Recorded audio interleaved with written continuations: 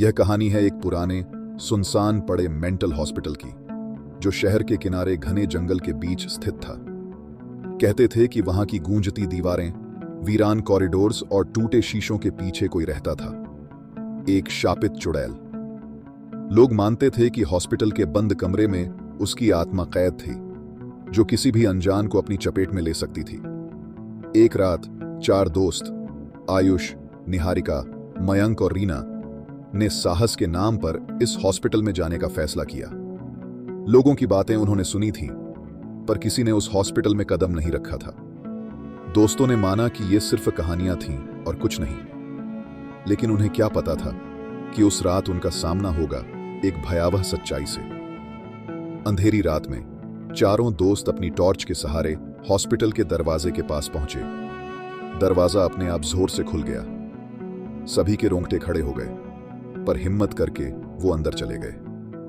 अंदर हर ओर सन्नाटा पसरा हुआ था और हल्की सी बदबू थी, जैसे किसी ने वहां बरसों से सफाई नहीं की हो।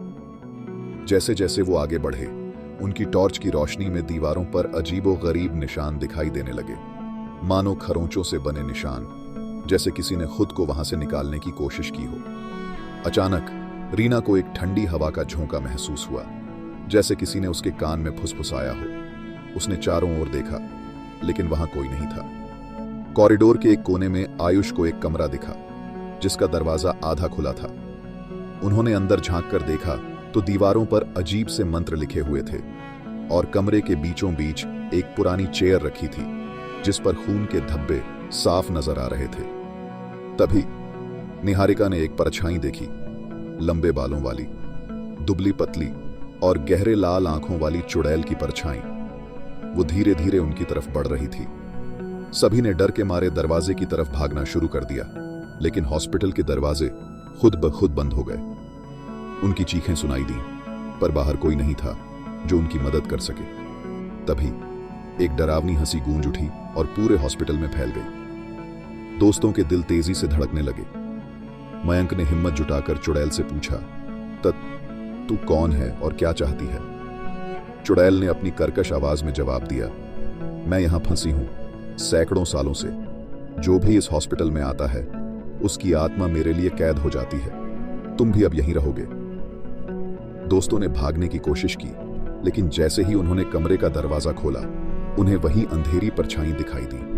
उनका दम घुटने लगा और शरीर सुन्न हो गया। तभी निहारिका को अपनी दादी से मिली एक ताबीज याद आई, जिसे उसने अपने गले में पहन रखा था। उसने ताबीज को उठाया और चुड़ैल की ओर बढ़ा दिया। ताबीज देखते ही चुड़ैल चिल्लाने लगी। उसकी चीखें इतनी भयानक थीं कि दीवारें भी कांपने लगी।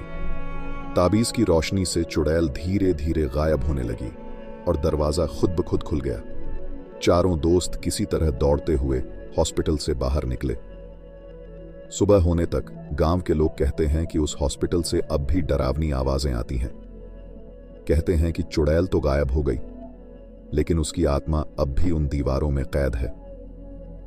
जो भी उस हॉस्पिटल में जाता है, उसकी आत्मा वहां हमेशा के लिए फंस जाती है। अब वो हॉस्पिटल हमेशा के लिए बंद कर दिया गया, पर रात की खामोशी में वहां से अब भी किसी के चिल्लाने की आवाजें सुनाई देती हैं।